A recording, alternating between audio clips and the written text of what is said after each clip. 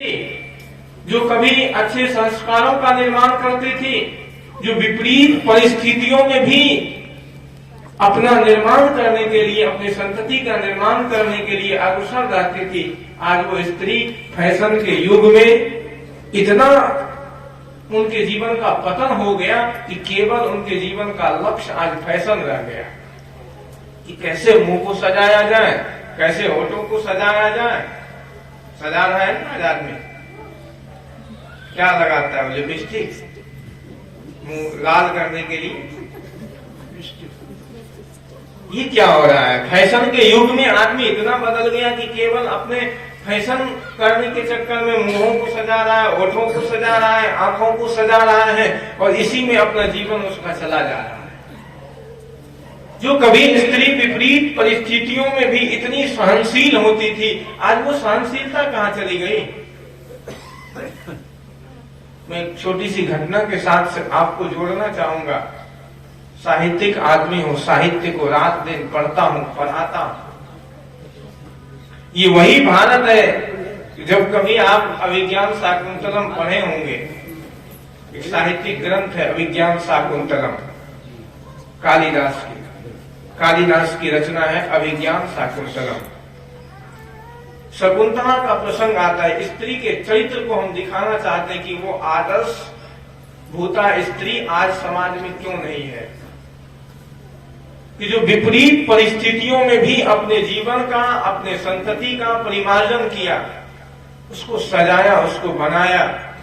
आप सबको पता है कि शकुंतला की शादी हुई थी गंधर्व विवाह।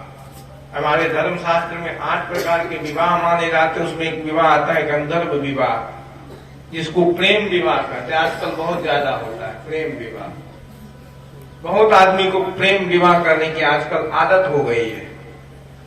दुष्यंत और शकुंतला का प्रेम विवाह हुआ था, और जब तक दुष्यंत को जब तक जरूरत थी तब तक कहा शकुंतला अनाघात, इससे बढ़िया कोई स्त्री इस धरती पर हो नहीं सकती है। और जब काम निकल गया तो कहा कि हम शकुंतला को पहचानते भी नहीं, जानते नहीं कौन है। आज समाज में हो रहा है कि नहीं ऐसी दशा?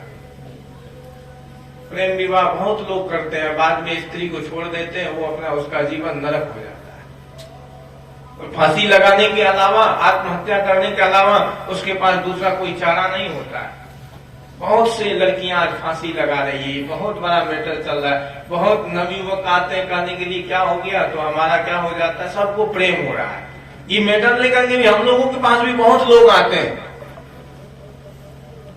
अब शकुंतला की प्रेम विवाह हुई और पति छोड़ दिया। दुष्यंत कहा कि हम नहीं जानते हैं कि तुमको कौन हो, कहां से आए हो, गर्भवती महिला हो, घर भी नहीं जा सकती है, पति ने भी छोड़ दिया। उस परिस्थिति में जंगल में रह करके बच्चे को जन्म देती है। वही बच्चा आगे चल करके सिंह के दांत से, छोटा सा बच्चा सिंह से खेलता है और उसके दांत को गिरता है। जब दुष्यंत देखता है कि ये बालक कौन, किसका है, तो कहा कि भाग से पूछो कि ये किसका बेटा है, जिसको तुम छोड़ दिए थे उसी स्त्री का बेटा है और ये तुम्हारा एक कौन है। तब जाकर के दुष्यंत उसको बाद में अपना लेता है। कहने का अर्थ है कि विपरीत परिस्थितियों में भी उसने अपने बच्चे का लालन पालन कैसे किया।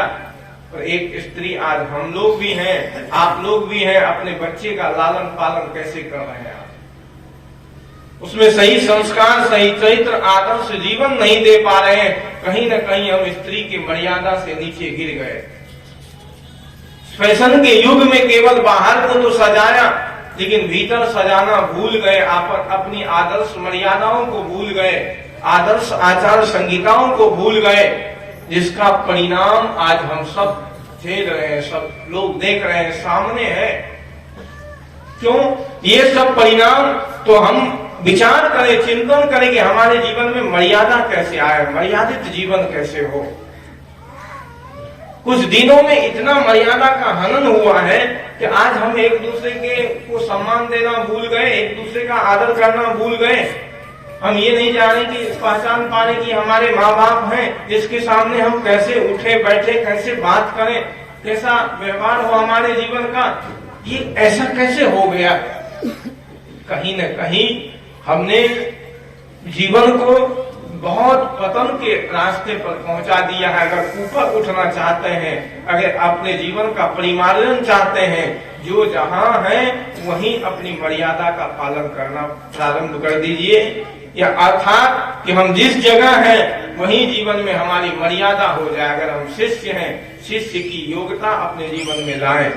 अगर हम पिता हैं तो पिता होने की योग्यता अपने जीवन में लाएं। अगर हम पुत्र हैं तो पुत्र होने की योग्यता हमारे जीवन में आए। कुछ सूत्र अगर आप अपने जीवन में अपना लेते हैं तो यकीन मानिए कि एक मर्यादित जीवन होगा। और जिस व्यक्ति का मर्यादित जीवन है उस व्यक्ति का सम्मान कभी छिन नहीं सकता।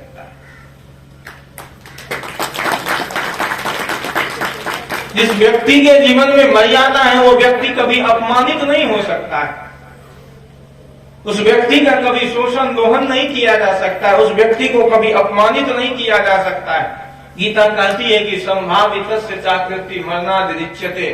संभावित पुरुष के जीवन में कलंक का टीका लग जाना मौत से भी बदतर है। अगर आपके जीवन में कलंक का टीका लग गया, अगर आपका जीवन कलंकित है तो यकीन मानिए कि आपका जीवन मौत से भी बदतर है, मृत्यु से भी बदतर। अगर आपका जीवन जी रहे हैं तो इसका मतलब कहीं न कहीं आप कलंकित जीवन जी रहे हैं। अगर उस जीवन से बचना चाहते हैं तो प्रत्येक व्यक्ति आज से संकल्प लीजिए कि आपके जीवन में कुछ न कुछ मर्यादा, जो मैं बता रहा हूं, कुछ मर्यादा है जिसके अनुरूप चलने से आदमी का जीवन मर्यादित हो जाता है। वो क्या है? गीता कहती है कि युक्ताहार विहारश्च युक्त चेष्टस्य कर्मसु युक्त स्वप्नावबोधस्य योगो भवति दुःखा। गीता कहती है युक्ताहार विहारश्च, जिस व्यक्ति के आहार विहार युक्त हैं। सबसे पहले आहार विहार, यहीं से मर्यादा प्रारंभ होती है कि हम मनुष्य हैं तो मानवीय आहार लेना प्रारंभ कर दे।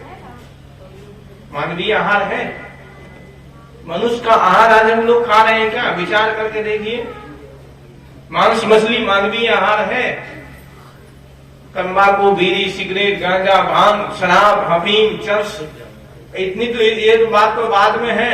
और बाजार में जो आप लोग जाते हैं पिज्जा बर्गर खाने के लिए, चाउमीन खाने के लिए, खा रहे हैं कि नहीं? सब लगा है पिज्जा बर्गर, कोई भोजन बनाना नहीं चाहता है। सब आदमी का अपने पति को कहता है शाम को बाजार से ही भोजन पैक करके ले आइएगा। क्यों? भोजन बनाने का समय नहीं है, लेकिन शाम को पिक्चर देखने का समय है, मोबाइल चलाने का समय है, लेकिन भोजन बनाने का समय आज हमारे पास नहीं है। आहार की मर्यादा है। आज आदमी का आहार इतना बिगड़ गया, बर्बादी के कुछ सूत्र मैं संक्षेप में बताऊंगा, क्योंकि बहुत अच्छी बात इन्होंने की कि मर्यादा जरूरी है। और एक चीज मैं देख रहा हूं यहाँ पर कि ये बहुत बड़ी बात है इस आश्रम के लिए भी और यहाँ के भक्तों के लिए भी, आने वाले संतों के लिए भी। ये एक सीखने का जगह है कि यहाँ सत्संग प्रारंभ होता है तो एक बार में सभी भक्त आ जाते हैं। ये बहुत बड़ी बात है, सीख लेनी चाहिए। ये सत्संग की यही मर्यादा है। सत्संग की भी कोई मर्यादा होती कि आप लोग एक बार आकर के एकजुट होकर के बैठ जाते हैं सत्संग सुनने के लिए। ये बहुत अच्छा सीख है। नहीं तो बहुत जगह सत्संग होता रहता है, कोई कहीं बैठा है, कोई कहीं बैठा है, कोई गप्पे लड़ा रहा है, कोई कुछ कर रहा है, कोई कुछ कर रहा है, बाबा जी इधर प्रवचन दे रहे हैं, किसी को कुछ लेना देना है ही नहीं। तो एक कुछ नियम में बता रहा हूं, एक घटना के माध्यम से मैं सूत्र रूप में अपने बातों को संक्षेप करूंगा। साहब जी ने तो बोला 1 घंटा बोले, लेकिन मैं संक्षेप ही करूंगा। एक भिक्षुक था, भिखारी था, भीख मांगता था। तो भीख मांग रहा था तो उसके सामने एक समझदार आदमी, पढ़ा लिखा आदमी था। हम लोग विचार करें, कभी किसी को कुछ देते हैं तो देख लें कि पात्र का निर्धारण करें कि ये कैसा है, पात्र है कि नहीं है। अगर जो व्यक्ति जिस चीज का पात्र है उसको वही देना चाहिए। अगर किसी के पास वस्त्र नहीं है तो आप वस्त्र दे दीजिए। किसी के पास और कुछ नहीं है, वो व्यक्ति उस चीज का पात्र है। अगर कोई पढ़ने वाला बच्चा है तो उसको आप शिक्षा दान दीजिए। उसको 10 रुपए दे दीजिएगा, कुछ नहीं होगा उससे। अगर आपके पास सामर्थ्य है, अगर आप उसको पढ़ा सकते हैं, तो उस एक बच्चे को आप पढ़ाने का काम करिए।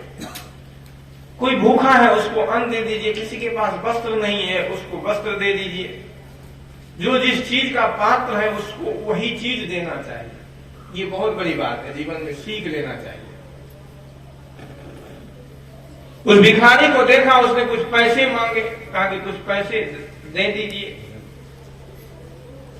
वो समझदार आदमी ने उसके हाथ में कुछ पैसे दिए और पैसे देने के बाद उसने देखना प्रारंभ किया कि इस पैसे का ये उपयोग कहां करता है, इसका प्रयोग विधि क्या है इसके जीवन में, ये इस पैसे का प्रयोग कहां करता है। इसको देखने के लिए वो उसके पीछे हो रही, पीछे पीछे कि जाता कहां है, उस पैसे का प्रयोग कहां करता है। वो भिखारी जाता है एक मांस की दुकान पर, 1 पौंड मांस खरीदता है। उस सभ्य आदमी ने उसे प्रश्न किया कि भौ भिक्षुक मांस निसेवनम प्रकुर से, अरे भिखारी तुम मांस खाते हो क्या। उस भिखारी ने उत्तर दिया कि किम तेन मद्येन बिना, मैं मांस तो खाता हूं लेकिन बिना शराब का मांस नहीं खाता।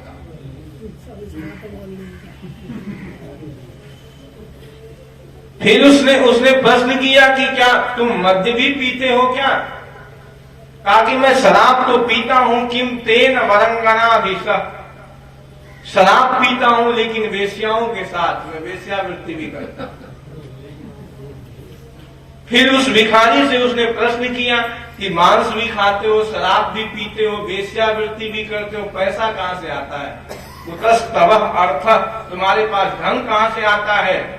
कहा उसके लिए मैं जुआ खेलता हूं। तब उस आदमी, सभ्य आदमी ने कहा कि नष्टस्य का अन्या गति, नष्ट होने के लिए, बर्बाद होने के लिए और क्या चाहिए मनुष्य के जीवन में। यही कुछ साधन है जिसके द्वारा आदमी अपने जीवन को बर्बाद करता है। क्या, मांस खाना, शराब पीना, वेश्यावृत्ति करना, जुआ खेलना, यही कुछ घृणित आचरण है, अमर्यादित आचरण है जिसको करने के बाद आदमी का जीवन बर्बाद हो जाता है, जिसके द्वारा आदमी अपने जीवन का हनन कर लेता है। नीतिविद ने बनाई अच्छा का द्वितम च मध्यम च पिष्टम च वेश्या पापादि चोर्यम परदार सेवा एतानि सप्त व्यसनानि लोके घोराति घोर नरकम नयन्ति। मांस खाना, जुआ खेलना, शराब पीना, वेश्यावृत्ति करना, ये सबसे बड़ा पाप है। इससे बढ़कर के कोई पाप नहीं हो सकता है। मांस खाना तो कहीं से भी मानवीय उचित आहार नहीं है, मानवीय प्रकृति नहीं है। लेकिन आज लोग क्या कर रहा है, मांस खा रहा है। मांस कहीं भी किसी खेत में नहीं फलता है, टमाटर की तरफ, मूली की तरफ और भी किसी तरह खेत में देखें मांस को फलते हुए। जब भी मांस आदमी लाएगा तो किसी न किसी जीव की हत्या करके, किसी न किसी का वध करके। सदगुरु कबीरदेव ने तो साफ शब्दों में कहा कि जीव मत मारो बापुरा, सबका एक एक प्राण, हत्या कवहु न छूटी है जो पढ़े कोटि पुराण। जीव मत मारो बापुरा, सबका एक एक प्राण, सबका एक ही प्राण है, एक ही जीवन है, इसलिए हम किसी जीव की हत्या नहीं करें। वेद के ऋषि भी कहते कि मां हिंसा सर्वभूतानाम, किसी भी प्राणी की हम हत्या नहीं करें। आहार की मर्यादा जिस दिन आपके जीवन में आ जाए, युक्त आहार लीजिए। भोजन कब खाना है, कितना खाना है और कैसे खाना है और क्या खाना है। आज जो इतनी समस्या आ रही है, लोग रोगों से ग्रसित हो रहे हैं, ये पिज्जा, बर्गर, सैंडविच खाने के चक्कर में आदमी का जीवन बीमार होता जा रहा है, रुग्ण होता जा रहा है, पेट की समस्या बढ़ती जा रही है। इसलिए आहार की मर्यादा आपके जीवन में हो, व्यवहार की मर्यादा आपके जीवन में हो। व्यवहारिक जीवन में आप सब जगह मर्यादित जीवन जिए, कहाँ बैठे, बैठने का ढंग अगर आदमी को आ गया, बोलने का ढंग आदमी को आ गया, चलने का ढंग आदमी को आ गया, सोने का ढंग आदमी को आ गया, जगने का आदमी को ढंग आ गया कि कब जगना है, कब सोना है, ये तो जीवन है, इसी पर तो काम करना है। इस पर काम कोई करना चाहता ही नहीं। बूढ़े हो जाते हैं आदमी को, लेकिन सोने का ढंग नहीं है, चलने का ढंग नहीं है, बैठने का ढंग नहीं है, बात करने का ढंग नहीं है। किसी के पास हम जाएं, किसी से कुछ पूछना हो तो कैसे पूछें? ये भी बहुत लोग आ जाते हैं। इसलिए अरे भैया पूछने जा रहे हो किसी के पास तो एक मर्यादित ढंग से पूछिए ना, श्रद्धा पूर्वक पूछिए ना। ये भी तो सोचिए कि शास्त्र मर्यादा क्या कहती है कि तद्विधि प्रणिपाते न परिप्रश्ने न सेवया उपदेक्षन्ते ज्ञानम ज्ञानिनः तत्वदर्शिनः। जब कभी भी तत्वदर्शी ज्ञानी के पास जाओ तो उससे पूछे कैसे, उसे कोई प्रश्न कैसे करें। तद्विधि प्रणिपाते न, प्रणिपत भाव से। अरे आपके भीतर में श्रद्धा तो हो, लेकिन आप प्रश्न पूछने जाते हो अहंकार पूर्वक, अपनी अहंकार की पुष्टि करने के लिए कि हमको अभी इसको जांचना है कि इसके पास कितना ज्ञान है, कितना नॉलेज है। उससे आपका कल्याण नहीं होगा, उससे आपका उद्धार कभी नहीं हो सकता है। अगर आप जिज्ञासा करके जाते हो तो जरूर आपको समाधान मिलेगा। और जब पहले से आपके पास उत्तर है ही और फिर आप पूछने जा रहे हो तो इसका मतलब है कि केवल आप जांचने जा रहे हो। उस जांच से ना तो आपका कल्याण होगा ना उसका कल्याण। तद्विधि बोलिए सद्गुरुदेव की। तद्विधि प्रणिपाते न परिप्रश्ने न सेवया उपदेक्षन्ते ज्ञानम ज्ञानिनः तत्वदर्शिनः। फिर तत्वदर्शी महापुरुष ज्ञान देते हैं। कहने का अर्थ यही है कि जीवन में मर्यादा, सब कुछ का मर्यादा, समय की मर्यादा करें, समय सीमा में जीना, ये सबसे बड़ी बात है। वन संचालक साहब ने बहुत बड़ी बात कही कि हमारे गुरुजी ने बहुत नियम बनाया और नियम में खुद जीवन भर चलते रहे, उसी का प्रतिफलन आज आप लोग हैं। इतने मर्यादित, इतने सुसंगठित यहाँ बैठे हैं।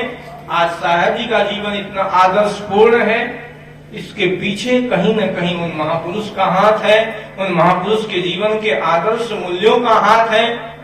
इसलिए क्योंकि हमारे पूर्वज, हमारे अग्रज जो करते हैं उस सब का प्रभाव हमारे जीवन पर पड़ता है। ये बहुत बड़ी बात है कि आप जैसा आचरण करेंगे वैसा आपका आचरण आपके बच्चे भी करेंगे, आपके बच्चे भी वैसा ही जीवन जिएंगे।